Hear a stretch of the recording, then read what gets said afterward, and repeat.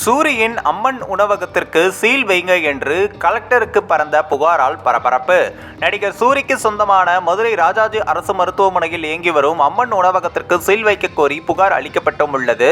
அது மட்டுமின்றி நடிகர் சூரிக்கு சொந்தமான அம்மன் உணவகம் மதுரையின் பல்வேறு பகுதிகளில் இயங்கி வருகிறது. அதில் மதுரை ராஜாஜி அரசு மருத்துவமனையில் இயங்கி வரும் அம்மன் உணவக கிளையை சீல் வைத்து மூடக்கோரி ஆட்சியர் அலுவலகத்திற்கு புகார் அளிக்கப்பட்டுள்ள சம்பவம் பரபரப்பை ஏற்படுத்தியுள்ளது.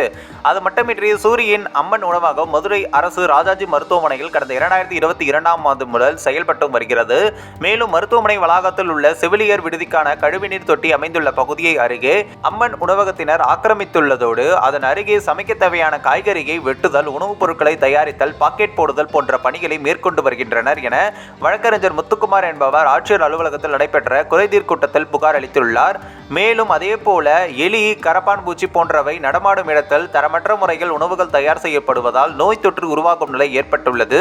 பொதுப்பணித்துறையின் சட்ட திட்டங்களுக்கு புறம்பாக இடத்தை ஆக்கிரமித்து அதில் தரமற்ற உணவுகளை தயாரித்து கர்ப்பிணிகளுக்கும் குழந்தைகளுக்கும் பொதுமக்களுக்கும் வழங்கி வரும் அம்மன் உணவகத்திற்கு சீல் வைக்க வேண்டும் என அவர் அந்த மனுவிலும் குறிப்பிட்டுள்ளார். மேலும் வழக்கறிஞர் முத்துக்குமாரின் இந்த புகாருக்கு அம்மன் உணவகம் சார்பில் அளிக்கப்பட்டுள்ள பதிலில் காழ்ப்புணர்ச்சி காரணமாகவும் தனிநபரின் தூண்டுதல் பேரிலும் இந்த புகார் அளிக்கப்பட்டுள்ளதாக தெரிவிக்கப்பட்டுள்ளது. அதே நேரத்தில் சுகாதாரமின்றி உணவுகளை தயாரித்து வரும் அம்மன் உணவகத்திற்கு சீல் வைக்கப்படாவிட்டால் உயர்நீதிமன்றத்தில் வழக்கு தொடர்வேன் என்று வழக்கறிஞர் முத்துக்குமார் தெரிவித்துள்ளார். இந்த ஒரு வீடியோ குறித்து உங்களுடைய கருத்துக்களை நீங்க மறக்காம கமெண்ட்ஸ்ல சொல்லுங்க. நம்ம ஏஷியாநெட் நியூஸ் தமிழையும் தொடர்ந்து ஃபாலோ பண்ணுங்க.